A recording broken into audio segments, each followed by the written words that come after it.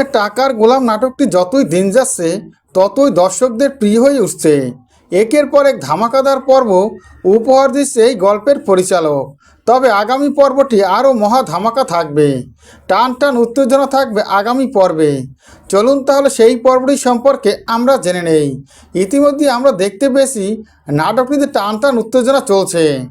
আসল সত্যিটা জেনে গেছে শেহজাদ খান জেনে গেছে গোলাম রূপে ঋতুকে সে বিবাহ করেছিল। এই কথাটা জেনে অবাক হয়ে যায় শেহজাদ খান। এরপরে শেহজাদ খান সিদ্ধান্ত না ঋতুর কাছে যাবে। এই বিপদে তাকে সঙ্গ দিয়েছে কিছুতেই ফেলে দিতে পারবে না শেহজাদ খান। এই কথা ভেবেই যখন ঋতুর কাছে যাচ্ছিল তখনই দেখা যায় বস্তিতে সেই বোনটার বিবাহ। এরপর সেখান থেকে শেহজাদকে ফোন করা হয়, আর তখন শেহজাদ জানায় সে ওখানে যাবে।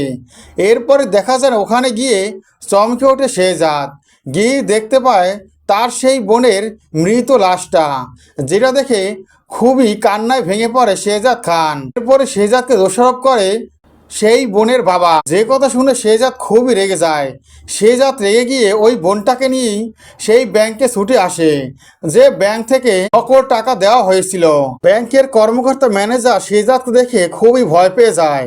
এরপরে গ্যাম্পের ম্যানেজার শেহজাদের কাছে হাত জোড় করে ক্ষমা চায় আর বলে, আপনার কি লাগবে আমি আপনাকে সবই দেব, আপনি একটু শান্ত হন।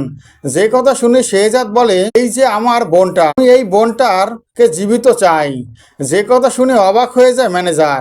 এখন ম্যানেজার কি করবে কিছুই যেন ভেবে উঠতে পারছে না। এই মাঝে সেখানে ছুটে আসে ঋতু তার বাবাকে নিয়ে সেখানে আসে। ফাতেমা ও শেহজাদের মাও সেখানে ছুটে আসে। সে দেখে আর শেহজাদ ওই মেয়েটিকে ধরে কান্না করছে আর বোন বোন বলে চিৎকার করছে। বলছে, বোন আমি তোমাকে বাঁচাতে পারলাম না, আমার জন্যই আজ তোমার মৃত্যু হয়েছে, আমি নিজেকে কোনোদিনও ক্ষমা করতে পারবো না। এ কথা শুনে অবাক হয়ে যায় সবাই। দুনিয়ার টাকার গোলাম নাটকের দর্শকরা এমনই একটি পর্ব দেখতে পাবে। দুনিয়ার টাকার গোলাম নাটকের পরবর্তী আপডেট পাওয়ার জন্য আমার চ্যানেলটি সাবস্ক্রাইব করে বেল আইকন অন করে রেখো। ধন্যবাদ।